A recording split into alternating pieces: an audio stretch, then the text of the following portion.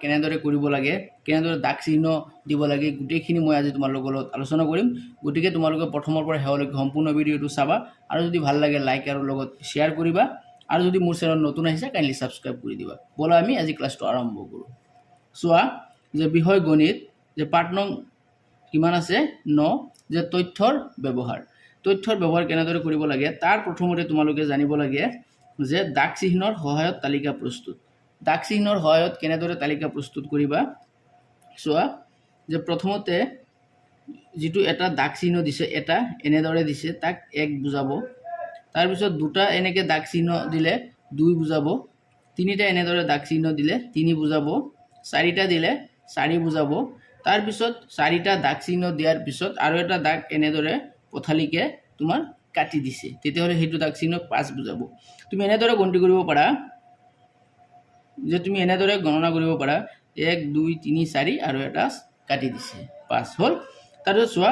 এই 5 ইয়াত 5 মানে চাৰিটা আঁচ দি এটা কাটি দিছে, তাৰপিছত আৰু এটা দাগ চিহ্ন দিছে কিমান হ'ল 6 বুজাব। তেনেদৰে তুমি 7 8 9 এইবোৰ লিখিব পাৰিবা যে এখন বিদ্যালয়ৰ ষষ্ঠ সপ্তম অষ্টম এই তিনিটা শ্ৰেণীৰ মুঠ 40 জন ছাত্ৰ ছাত্ৰীক প্ৰতিভা সন্ধানী পৰীক্ষাৰ বাবে বাছনি কৰা হ'ল। তেওঁলোকৰ বয়সৰ তালিকা তলত দিয়া ধৰণৰ আৰু এইবোৰ বছৰত হিচাপ দিয়া আছে। এতিয়া এইটো তুমি কেনেদৰে ইয়াত দাগ চিহ্ন আৰু ছাত্ৰ ছাত্ৰীৰ সংখ্যা তুমি কেনেদৰে উলিয়াবা চোৱা। আৰু দাগ চিহ্নৰ সহায়ত তুমি অতি সহজভাৱে ছাত্ৰ ছাত্ৰীৰ সংখ্যা তুমি গণনা কৰি উলিয়াব পাৰিবা। চোৱা প্ৰথমতে কি কৰিবা তালিকাখন চোৱা যে বয়স বছৰৰ হিচাপত দিয়া আছে 9 বছৰ, কিমান ছাত্ৰ ছাত্ৰী আছে তাৰ আগত তুমি দাগ চিহ্ন এইটো দি ল'বা। চোৱা প্ৰথমতে মই কি কৰিছোঁ যে ইয়াত 9 আছে 9 এটা কাটি দিছোঁ, দিয়াৰ লগে লগে এটা আঁচ দিছোঁ, আৰু এটা কাটি দিছোঁ আৰু এটা আঁচ দিছোঁ, আৰু এটা কাটি দিছোঁ আৰু এটা আঁচ দিছোঁ, তেনেদৰে চাৰিটা আঁচ দিয়াৰ পিছত আৰু এটা এনেদৰে কাটি দিছোঁ, অৰ্থাৎ কিমান হ'ল 5। ঠিক তেনেদৰে 10 বছৰ ছাত্ৰ ছাত্ৰী কিমান আছে ইয়াত চোৱা এইটো 10 ইয়াত এনেদৰে কাটি দিবা, ইয়াত এটা দাগ চিহ্ন দিবা, তাৰপিছত ইয়াত 10 আৰু আছে নেকি চোৱা এইটো 10 আছে ইয়াত কাটি দিবা,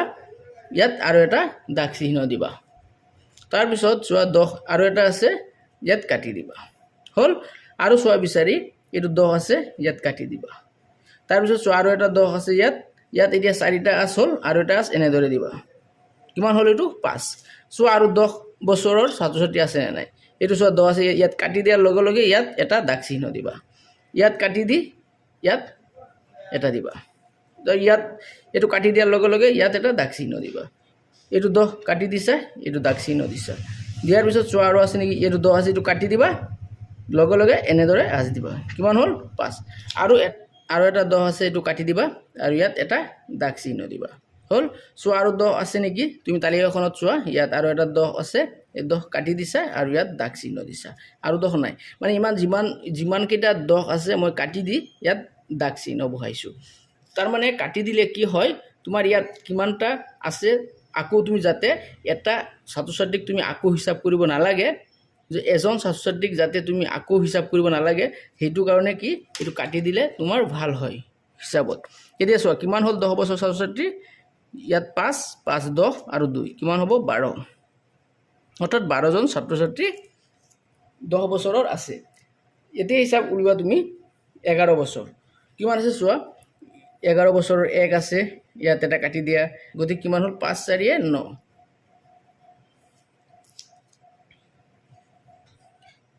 ঠিক তেনেদৰে 12 বছৰৰ তুমি হিচাপটো উলিয়াব পাৰি 12 কেতিয়া চোৱা 13 বছৰৰ 13 বছৰ এইটো এটা আছে ইয়াত 1 লিখা, এইটো এটা আছে ইয়াত এটা দাগ চিহ্ন দিয়া, এইটো ইয়াত দাগ চিহ্ন দিলা আৰু নাই, অৰ্থাৎ 1 2 3 13 বছৰ ছাত্ৰ ছাত্ৰীৰ সংখ্যা কিমান 3 হ'ল। মানে এইটোক দাগ চিহ্ন দি কেনেদৰে তুমি ছাত্ৰ ছাত্ৰীৰ হিচাপ কৰিব পাৰিবা এইটো অতি সহজ বুদ্ধি। তালিকাখনৰ পৰা তলৰ প্ৰশ্নকেইটাৰ উত্তৰ লিখা। প্ৰথম প্ৰশ্ন কি কৈছে যে 9 বছৰ বয়সৰ ছাত্ৰ ছাত্ৰীৰ সংখ্যা কিমান, তুমি ইয়াত চোৱা 9 বছৰ বয়সৰ ছাত্ৰ ছাত্ৰী কিমান 11 জন, এতিয়া ইয়াত লিখিবা বি 12 বছৰ বয়সৰ ছাত্ৰ ছাত্ৰীৰ সংখ্যা কিমান আছে, তুমি ইয়াত চোৱা 12 বছৰ ছাত্ৰ ছাত্ৰী কিমান 5 জন, ইয়াত লিখিবা 5। তাৰপিছত আকৌ 12 বছৰতকৈ কম বয়সৰ ছাত্ৰ ছাত্ৰীৰ সংখ্যা কিমান আছে 32 অৰ্থাৎ 12 বছৰতকৈ কম বয়সৰ ছাত্ৰ ছাত্ৰীৰ সংখ্যা কিমান 32 জন 9 বছৰ আৰু 13 বছৰ বয়সৰ মুঠ ছাত্ৰ ছাত্ৰীৰ সংখ্যা কিমান 11 আৰু 3 যোগ কৰিলে কিমান হ'ব 14 হ'ল তাৰপিছত আছে খালি ঠাই কিমান বছৰ বয়সৰ ছাত্ৰ ছাত্ৰী আটাইতকৈ বেছি কোনটো 10 বছৰ তাৰপিছৰ প্ৰশ্নটো হ'ল যে কিমান বছৰ বয়স ছাত্ৰ ছাত্ৰী আটাইতকৈ কম কোনটো বছৰ বয়সৰ আটাইতকৈ কম তোমালোকে তালিকাখনত চোৱা 3 আছে কিমান 13 বছৰৰ ছাত্ৰ ছাত্ৰী দেশ আটাইতকৈ বেছি বয়সৰ ছাত্ৰ ছাত্ৰীৰ সংখ্যা মানে আটাইতকৈ বেছি বয়সৰ ছাত্ৰ ছাত্ৰীৰ সংখ্যা কিমান আছে ইয়াত চোৱা তুমি প্ৰশ্নটোত কৈছে যে আটাইতকৈ বেছি বছৰ মানে 13 বছৰ তে 13 বছৰ ছাত্ৰ ছাত্ৰীৰ সংখ্যা হ'ব 3 চিত্ৰৰ জৰিয়তে তথ্য উপস্থাপন কেনেদৰে কৰিব পাৰি এইদৰে উপস্থাপন কৰিলে মুহূৰ্ততে তথ্যৰ ওপৰত সোধা প্ৰশ্নৰ উত্তৰ দিয়াত সহজ হয় প্ৰশ্ন যিকোনো এখন দোকানৰ সপ্তাহটোৰ বিক্ৰী হোৱা চাইকেলৰ সংখ্যা তলত দিয়া ধৰণৰ এটা চাইকেল মানে এখন চাইকেল তে 12 নাম সোমবাৰ মঙ্গলবাৰ বুধবাৰ বৃহস্পতিবাৰ শুক্ৰবাৰ শনিবাৰ দেওবাৰ সো সোমবাৰে চাইকেল বিক্ৰী কিমান হৈছে 1 2 3 4 5 অৰ্থাৎ 5টা চাইকেল বিক্ৰী হৈছে মঙ্গলবাৰ 1 2 3 4 অৰ্থাৎ 4টা চাইকেল বিক্ৰী হৈছে বুধবাৰে 1 2 3 4 4টা বিক্ৰী হৈছে বৃহস্পতিবাৰ 1 2 3 4 5 6 7 8 8টা চাইকেল বিক্ৰী হৈছে শুক্ৰবাৰে 1 2 3 অৰ্থাৎ 3টা চাইকেল শনিবাৰে 1 2 দুটা চাইকেল বিক্ৰী হৈছে দেওবাৰ বন্ধ অৰ্থাৎ বিক্ৰী হোৱা নাই কাৰণ দোকানী বন্ধ এতিয়া ইয়াৰ ওপৰত কিছুমান প্ৰশ্ন কৰিব লাগে যে আটাইতকৈ বেছি চাইকেল বিক্ৰী হৈছিল কোনটো বাৰে বৃহস্পতিবাৰে 8টা চাইকেল বিক্ৰী হৈছিল অৰ্থাৎ আটাইতকৈ বেছি চাইকেল বিক্ৰী হৈছিল কি বাৰে বৃহস্পতিবাৰে ইয়াত লিখিবা বৃহস্পতিবাৰ গোটেই সপ্তাহটোত বিক্ৰী হৈছিল কিমানখন চাইকেল মুঠ চাইকেল বিক্ৰী হৈছিল এটা সপ্তাহত 26খন চাইকেল বিক্ৰী হৈছিল 26খন চাইকেল বিক্ৰী হৈছিল সমান সংখ্যক চাইকেল বিক্ৰী কৰা বাৰকেইটা কি কি চোৱা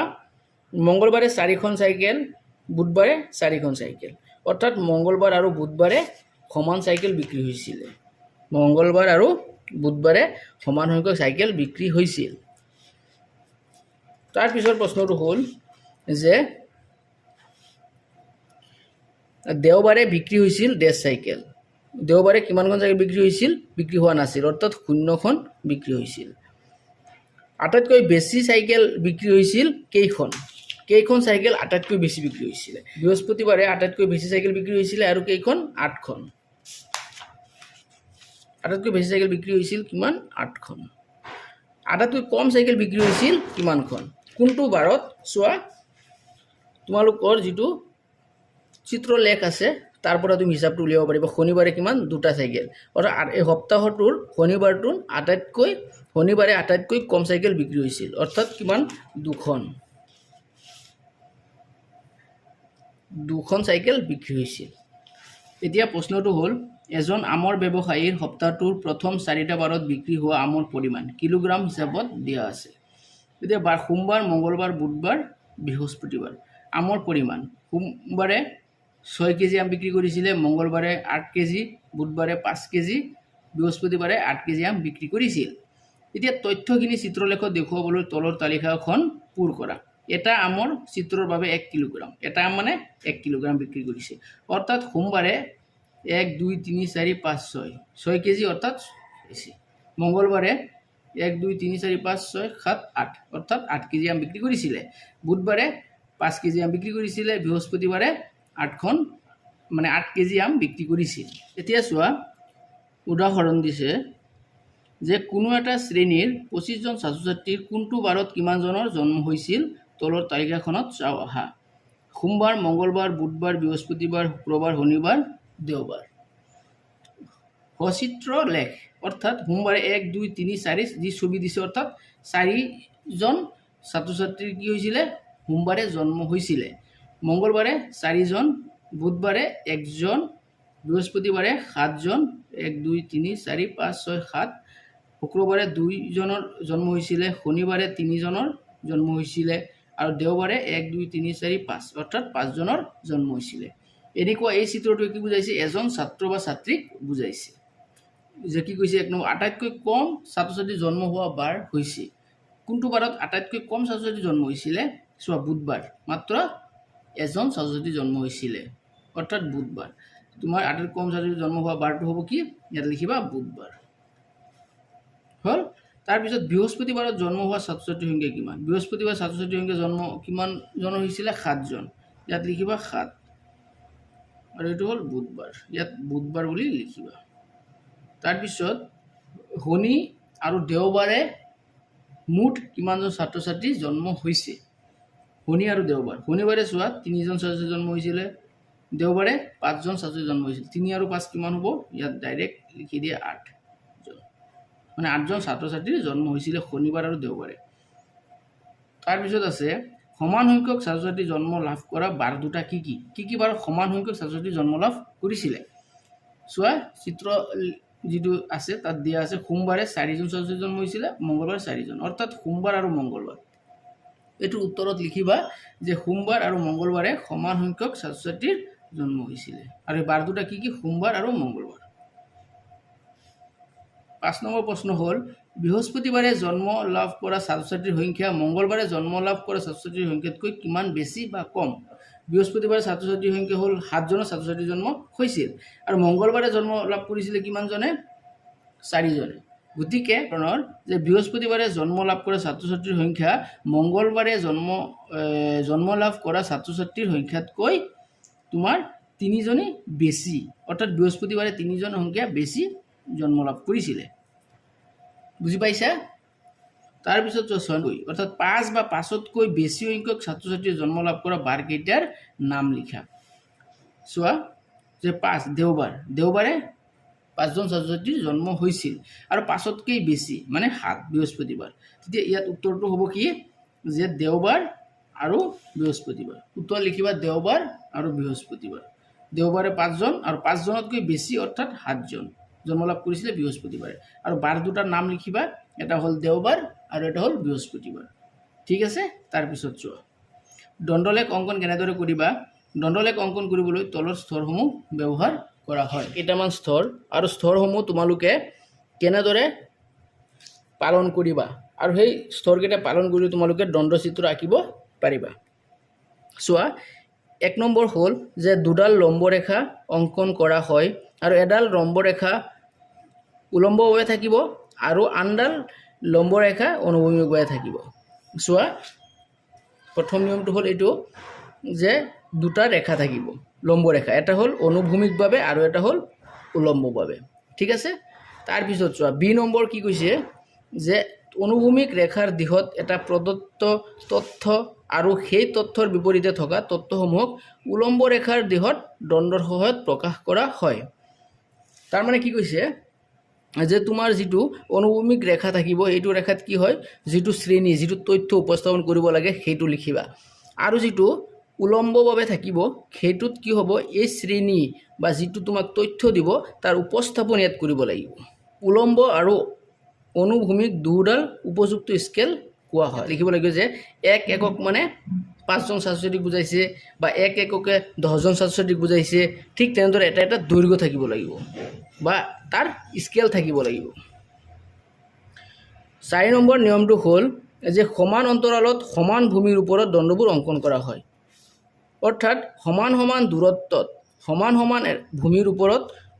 কি কৰিব লাগিব থিয় কৰাব লাগিব যে থিয় হৈ থাকিব দণ্ডবোৰ সো এই দণ্ডৰ যোগ যিমান আছে এই দণ্ডটোৰ যোগ তিমানেই হ'ব আকৌ ইয়াৰটোৰ পৰা এইটো যিমান আঁতৰত আছে এইটোৰ পৰা এইটো সিমান আঁতৰত হ'ব লাগিব তাৰ পিছত হ'ল যে প্ৰতিটো দণ্ডৰ উচ্চতাই প্ৰদত্ত তথ্যৰ মান বুজাব এই স্তৰকেইটা বুজি পালে দণ্ডচিত্ৰ অতি সহজভাৱে তোমালোকে আঁকিব পাৰিবা কোনো এখন বিদ্যালয়ৰ ষষ্ঠ সপ্তম অষ্টম নৱম আৰু দশম শ্ৰেণীৰ মুঠ ছাত্ৰ ছাত্ৰীৰ সংখ্যা তলত দিয়া ধৰণৰ যে ষষ্ঠ শ্ৰেণীত 40 জন ছাত্ৰ ছাত্ৰী মানিব লাগিব প্ৰথমতে কি কৰিছে দুডাল লম্ব ৰেখা এটা হল আনুভূমিক আৰু এটা হল উলম্ব আঁকিছে আঁকাৰ পিছত কি কৰিছে আনুভূমিকত কি কৰিছে তোমাৰ যেটো তথ্য আছে ষষ্ঠ সপ্তম শ্ৰেণী এটো লিখিছে এটো হ'ব তোমাৰ শ্ৰেণী ষষ্ঠ সপ্তম অষ্টম নৱম দশম তাৰপিছত তাৰ ওপৰত কি লিখিছে যিটো উলম্ব ৰেখা আছে তাত 5 10 15 20 এইটো হ'ল একক এইটো হ'ল এটা একক বুলি কোৱা হয় যাক নেকি স্কেল লিখিছে এক একক দৈৰ্ঘ্য 5 জন ছাত্ৰ ছাত্ৰী এইটো হ'ল ছাত্ৰ ছাত্ৰীৰ সংখ্যা হ'ল তাৰপিছত কি কৰিছে তোমাৰ যেতিয়া শ্ৰেণীবোৰ লিখিব যে এই শ্ৰেণীবোৰ লিখিব তাৰ ওপৰত দণ্ডটো হ'ব লাগিব আৰু সেই দণ্ডটো কি হ'ব লাগিব সমান সমান ভূমিৰ একে ভূমিৰ ওপৰত হ'ব লাগিব চোৱা অনুভূমিক যি ৰেখা আছে এইটো ওপৰত আছে ষষ্ঠ শ্ৰেণীত চোৱা কি কৰিছে তোমাৰ এই যিটো মাপ দিছে এই মাপটো সমান আছে ইয়াৰ পৰা এই 40 অৰ্থাৎ তাৰপিছত চোৱা সপ্তম শ্ৰেণীত আছে 35 জন ছাত্ৰ ছাত্ৰী এইটো কি কৰিছে তোমাৰ চোৱা এই যিটো একক আছে 35 ইয়ালৈকে লিখিছে লিখাৰ পিছত এনেদৰে আঁকিছে ঠিক আছে চিত্ৰৰ পৰা কেইটামান প্ৰশ্ন আছে সেইবোৰ উত্তৰ কৰিব লাগে চোৱা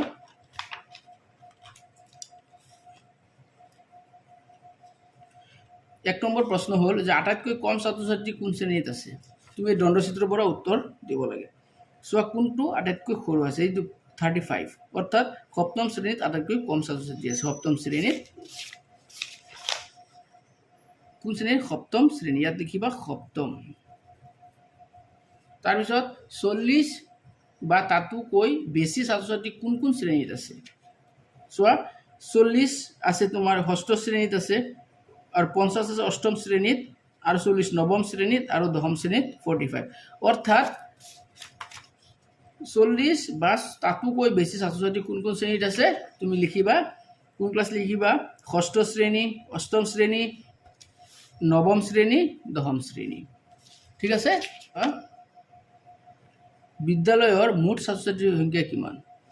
যোগ কৰিবা যোগ কৰি কিমান 210 অৰ্থাৎ 210 জন ছাত্ৰ ছাত্ৰী আছে তাৰপিছত আছে যে সপ্তম আৰু দশম শ্ৰেণীৰ মুঠ ছাত্ৰ ছাত্ৰীৰ সংখ্যা কিমান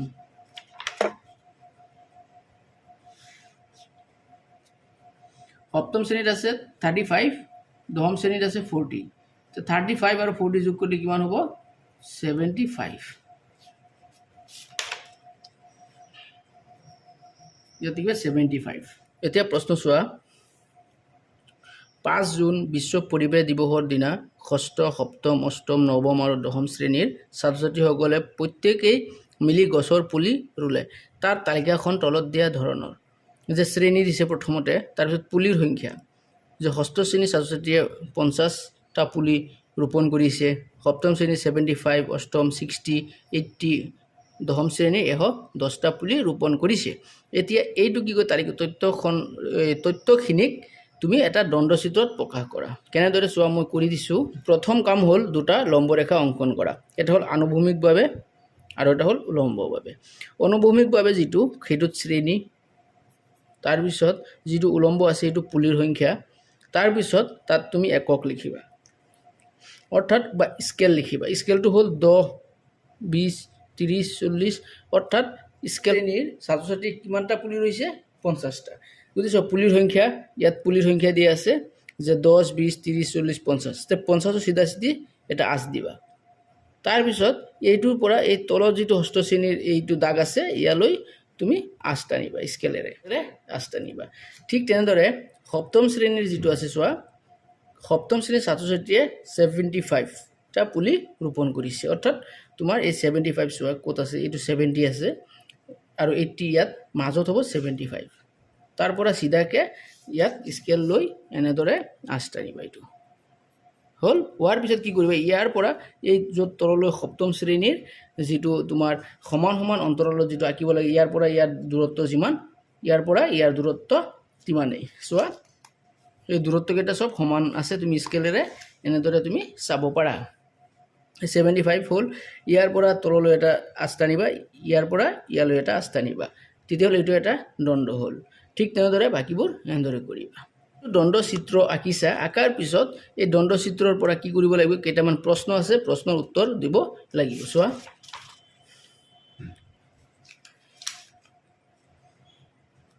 প্ৰশ্ন এ অনুভূমিক তথ্যত থাকিব কি ইয়াত লিখিবা তুমি শ্ৰেণী উলম্ব তথ্যত কি থাকিব যে পুলিৰ সংখ্যা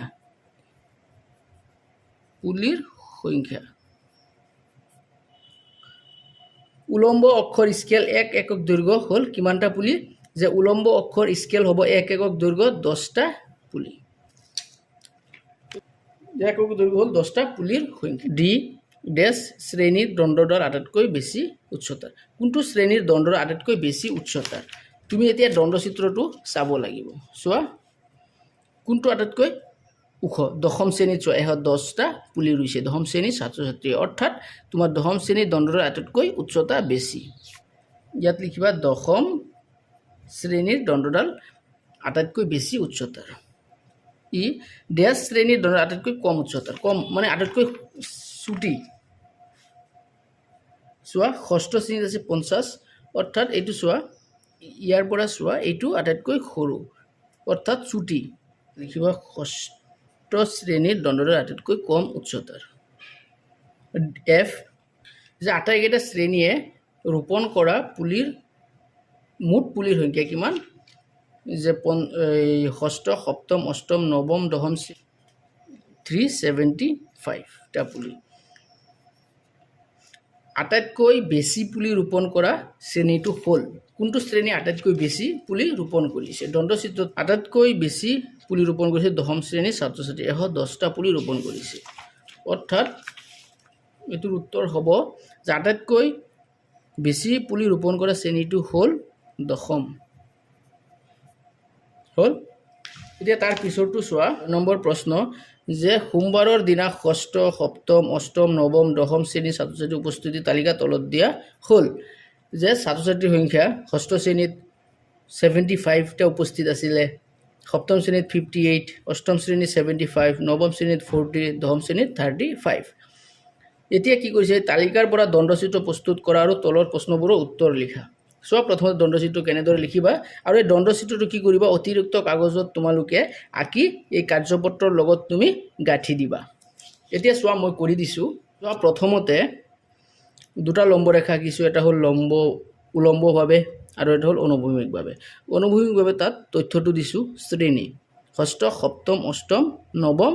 দশম, আৰু উলম্বভাৱে যিটো আছে তাত উপস্থিত ছাত্ৰ ছাত্ৰীৰ সংখ্যা। চোৱা উপস্থিত ছাত্ৰ ছাত্ৰীৰ সংখ্যা আৰু তাৰ এককটো দিছোঁ 5, 10, 15, 20, 25, অৰ্থাৎ এক এককক কি কৰিছোঁ? 5জন ছাত্ৰ ছাত্ৰীৰ সংখ্যা লিখিছোঁ।